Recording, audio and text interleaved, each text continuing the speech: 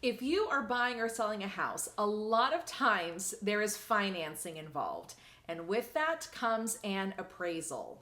Now, what the heck is an appraisal? Well, in this week's video, I'm going to go through exactly what it is, what the appraisers look for and what they don't look for.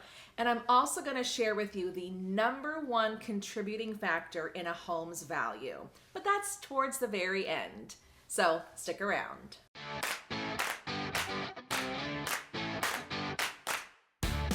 Hey everyone, my name is Danae Hewitt and I'm your go-to DFW Realtor with Brico Realty Services. On my channel, I talk to you about all the things real estate. I'm a local agent here in DFW and I've been helping people buy and sell houses for over 3 years and I absolutely love what I do. If you are in the market here in DFW or if you know someone who is, comment below and I'd love to help you out to get you into a home here in this area. Let's get into this week's topic, all the things appraisals. A little caveat to this video, I am not a licensed appraiser, but as a real estate professional, I have to understand the appraisal process and I have to understand what an appraiser is going through. I take as much education as I can in order to understand that process, because when I go to list a home and put a value on that home, I need to make sure that it is going to appraise for that list price or whatever the contract price is of a home. So I do have to know some information about the appraisal process. I am really fascinated about what an appraiser does in order to put a value on the home. I've even looked into becoming an appraiser on top of a real estate agent, but they go through a lot of education in order to become a certified appraiser. They have to have over 300 hours of qualifying education, and they also have to have 3,000 hours of appraisal experience in order to be a certified appraiser. That's a lot of work in order to do this job. And I'll tell you right now, in our industry, appraisers are short-staffed. And we hear it all the time where there isn't an appraiser picking up this job, or the appraiser came out 2 weeks ago and we still don't have the report back. Well, they're short-staffed. They have a lot of homes that they need to put a value on, and there just aren't a lot of them to go around to do all of that work. So with this video, I also want to make sure that we give grace to appraisers. I am not going to badmouth any of them because I know what they do is so important to our industry. What is an appraisal? It is one person's opinion of the value of what that home is. Appraisers have a really tough job when they put value on a home. They look at a lot of data, which I'll get into in just a minute, and then they also look at homes that sold in the past. So think about it. They have to put the current dollar amount that your home is worth today based on information from the past. Not an easy job. A common misconception is that the appraiser may work for the buyer or that the appraiser may work for the seller because they're putting the value on the seller's house, right? Well, that's not the case. The appraiser is actually working for the lender because the lender is allowing the borrowers to borrow the money in order to pay for this house. They work for that lender to make sure that that home is actually worth the amount of money that they're lending to that buyer. When the appraiser is putting a value on that house, they want to make sure that they are minimizing any risk that the mortgage lender may lose any money when they are letting these buyers borrow the money. On top of the mortgage company double checking the buyer's credit history, financial stability, their income, their debt to income ratio, they are also making sure that what they want to purchase is worth the amount that is being borrowed. When an appraiser is putting a value on a property, there's a lot that goes into it.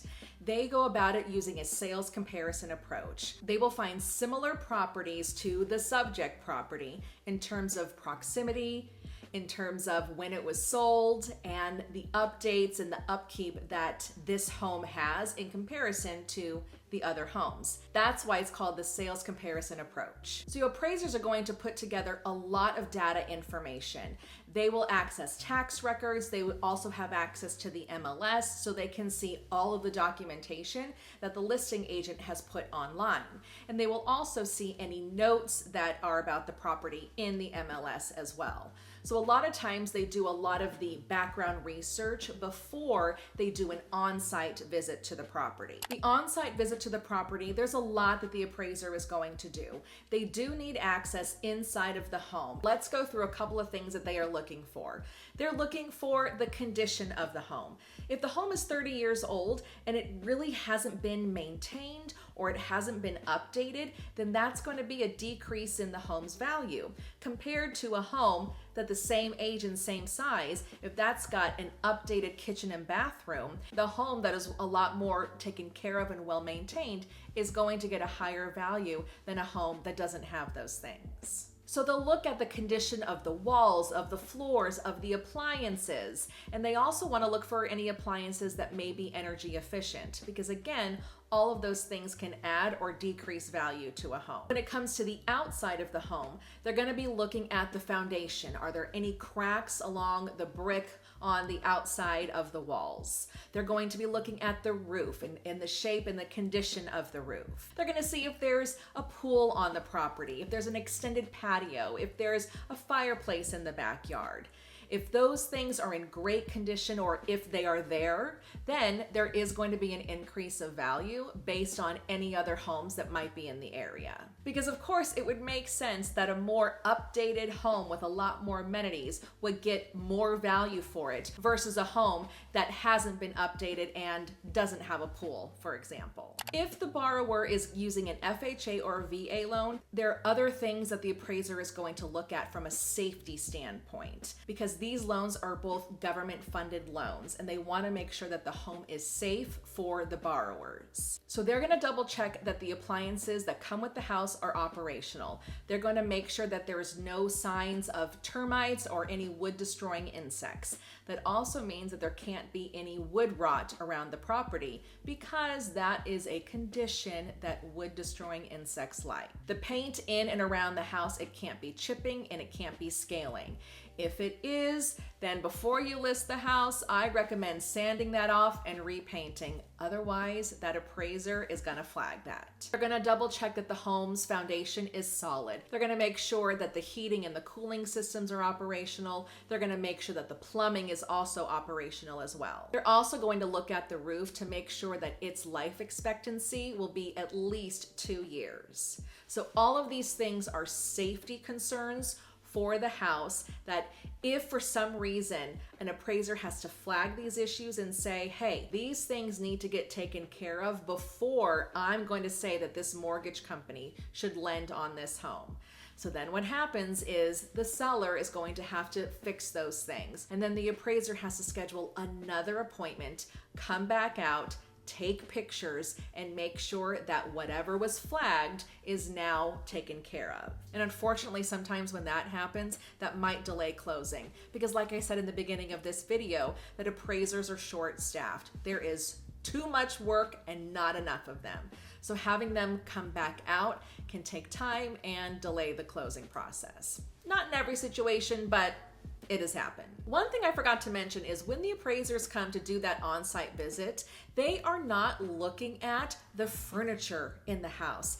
They're not looking at the decorations because they know that all of that stuff is going to be taken with the sellers. If for some reason that buyer is purchasing the couch, let's say, well, that needs to be done on a separate addendum or a separate bill of sale, and money can be transferred at the closing table. But the price of that $1,000 couch cannot be put into the price of the home, because again, the mortgage company wants a value for the home and not the contents of the inside. As a listing agent, one thing I like to do is prepare an appraisal packet for the appraiser before they come out to the home. And usually it's something that I can hand deliver to them, or it's something that I can email to them if they will accept it. I've had some appraisers tell me, no, thank you, I can't accept that. And I've had others take it and thanking me for giving them this information. What I put in there are the comparable homes that I have used in order to price this house when I listed it.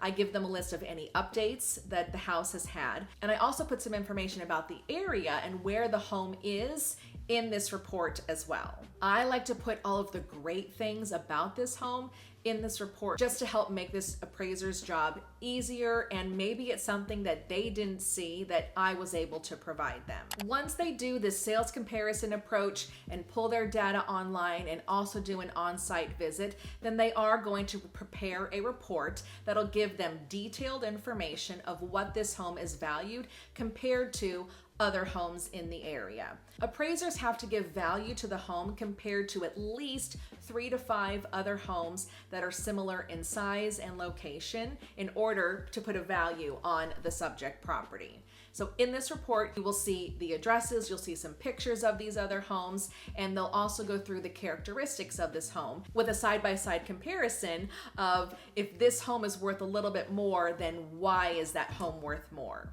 Is there more square footage? Is there a pool? Things like that. Then this report, believe it or not, is actually sent to the lender and to the buyer. The seller does not get access to this report, even though it's their house. If for some reason the appraiser values the house under the contract price, and we'll get to that in just a minute, then the sellers can request a copy of that appraisal, and that agent and that seller can review it and see if there's things in there that they agree with or disagree with. And maybe that listing agent may want to challenge that appraisal to see if they can get that number bumped up just a little bit. If the appraisal comes in under contract price, then a whole new round of negotiations have to happen, because the lender is only going to give the borrower, let's say $500,000, because that's what the home is under contract for. But if the home appraises for $475,000, then that borrower is only going to get a loan for $475,000. They're not going to get the loan for $500,000. So what happens from here? The sellers can agree to reduce the price down to $475,000 based on this appraisal.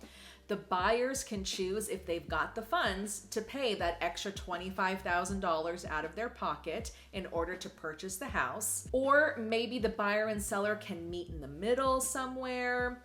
But if none of those options work, then the buyers do have the right to terminate the contract because they could not get lending approval because of the appraisal, and then the home goes back on the market. Something for sellers to consider is that if these borrowers were getting an FHA loan, then that appraisal actually stays with the property for 120 days. So if you go back on the market, you may want to think about accepting an FHA offer or not, because the next appraiser that comes in will see that FHA appraisal. And on another note, if the buyers are getting conventional financing or VA financing, then that appraisal does not stick with the property.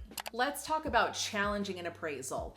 And I'll be honest, this can be an uphill battle. These reports that the appraisers provide, they're kind of difficult to look at. There's a lot of information on one page, and it's usually a couple of pages on this report. The listing agent and the seller will really have to look at these other comparables that the appraiser used and look at the numbers and make sure that, one, that math was done correctly, because the appraiser is also human. They can make data entry mistakes. I always like to make sure that you check the math and then look at the comparables. Do you agree with them, and why or why not? If there are some other homes that you use to give value to this house when you listed it, but those aren't used in the appraiser's report, then you may want to challenge that report. You can say, what about the comps over here? Can these be used to help give the value of this house up just a little bit more? In the mortgage company, there is the appraisal division, somewhere sitting in some offices somewhere. And if any challenges on the appraisal are done, they're usually going to go to a team of people to look at. And a lot of the times it doesn't necessarily go directly to the appraiser. In no way, shape, or form should the listing agent ever be in direct contact with an appraiser unless that appraiser reaches out to them first. It can really be looked at as a conflict of interest. So if I am challenging an appraisal, then that's going to go to that department, and then that department will bring my challenges, will bring any new information that I am talking about in regards to this appraisal to the appraiser themselves. And then from there, they have their discussions, and that appraiser will look at it again and decide whether he or she agrees with these challenges and will increase the price or disagree and leave the appraisal as is. If you challenge the appraisal and the number sticks with it, then you could also talk to the buyer's agent and the buyer and see if they will pay for and have another appraisal done by a different mortgage company. And that can be a huge process because they're already pre-approved with one lender. That means you have to go to another lender, and hopefully a different appraiser will pick up that job to appraise this house. That's a longer process than just challenging the appraisal and maybe putting the house back on the market if the buyers and sellers can't meet. All right, the moment you have been waiting for since I talked about it at the top of this video is what is the number one contributing factor to give a home its value? And that is location, location, location. And this is what I tell my buyers. You have to love the location of your home because you can't change that. You can change the inside of the house all you want, but you can't move the house. So you've got to make sure that it's in a great location. And that's exactly what an appraiser looks for as well. So if you're in a flight zone, if there's a bunch of billboards and signs on a close street nearby, things like that can bring the value of a house down a little bit. But then there's also things like if the home backs up to a creek, then that is going to add value to a home. So location is the number one contributing factor when an appraiser is pricing out the home. Well, there you have it, folks. All the things appraisals. If you learned something new, I would love to know that in the comments below.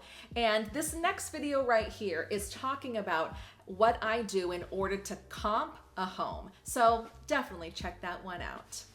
Have a great day, everyone. We'll see you next week.